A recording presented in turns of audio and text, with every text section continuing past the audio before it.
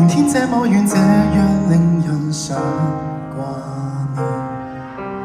月色旁邊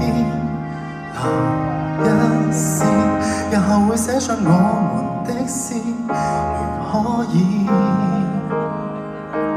你像陌生人，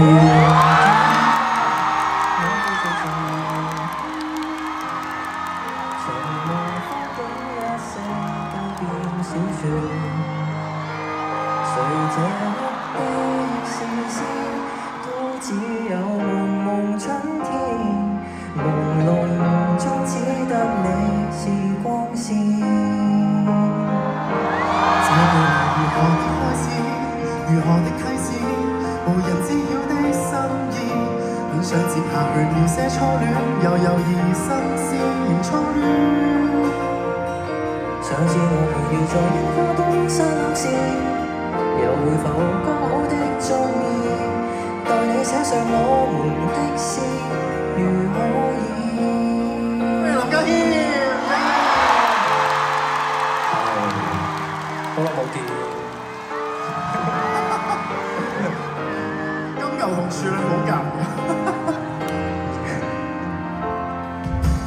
微笑日子隨想而已，明天應該會再續這個小故事。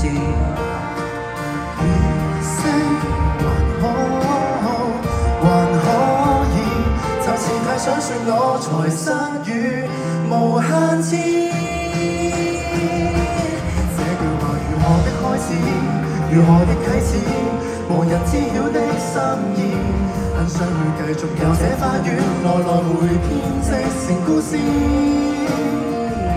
上次我們要在櫻花東山落時，又會否剛好的中意，讓我寫上我們的詩，如可以。但是你不寫我的小故事，留下我不寫你的詩，以後遺憾沒有戀愛一次。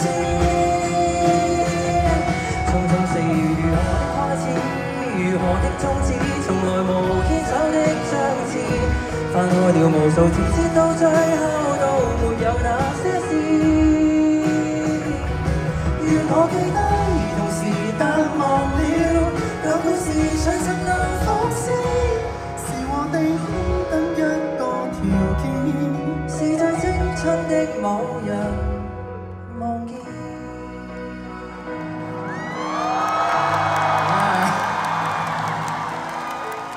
多謝。